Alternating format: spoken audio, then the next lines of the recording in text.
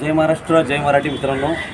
खरं तर राई गावातील शिवनेरी या भागामध्ये एका परप्रांतीयाचं मास तुम्ही बघत असाल कशा पद्धतीने दिवसांदिवस वाढत आहे. खरं तर काय आहे, स्थानिकांना नको असलेल्या सोयीसुविधा तर त्याच्यावरती जोर जबरदस्ती जर कोण करत असेल, अनधिकृतपणे बांधकाम करत असेल, तर त्याला हा विरोध झाल्यानंतरसुद्धा जर अधिकारी जर कारवाई करत नसतील तर काय करावं असा प्रश्न सर्वसामान्यांना सातत्याने पडतो. तर तुम्ही बघत असाल इथे महिलासुद्धा आहेत, इथे पुरुषसुद्धा आहेत. सर्व त्या प्रभागातल्या शिवनेरी जवळील प्रभागातले सर्व जवळजवळ 200-250 जणांचा विरोध आहे ह्या प्रकल्पाला.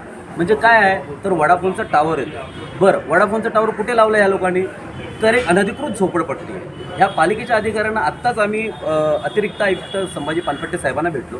साहेबांना सांगितलं आम्ही की खरं तर ती सर्व जागा आहे, शिवनेरी ही जागा आहे, ही कांदळवन कापून कापून तोडून तोडून तयार केलेली जागा आहे आणि आज तिथे मोठ्या पद्धतीने म्हणजे एक दाट वस्ती निर्माण झालेली आहे. परंतु अशा दाट वस्तीमध्ये एखादा वडाफोनसारखा एखादा टावर आणून तिथे अनधिकृत एखाद्या रूमवरती तो उभारणं, ह्याच्याकडे कोणाचंच लक्ष नाही का पालिकेच्या अधिकाऱ्यांचा? असा प्रश्न आम्हाला मराठी एकीकरण समितीला सातत्याने मनाला दुखावतो. खरं तर मराठी एकीकरण समितीच्या माध्यमातून आज आम्ही अतिरिक्त आयुक्तांची भेट घेतलेली आहे आणि त्यांना सांगितलेलं आहे लवकरात लवकर तातडीने येत्या 10 ते 15 दिवसामध्ये योग्य ती कारवाई करून लवकरात लवकर ते अनधिकृत बांधकाम पाडण्यात यावं. अन्यथा सर्व स्थानिक भूमिपुत्र आम्ही एकत्रित येऊन पालिकेच्या दालनामध्ये आंदोलन करू असा आम्ही थेट इशारा दिलेला आहे संघटनेच्या माध्यमातून.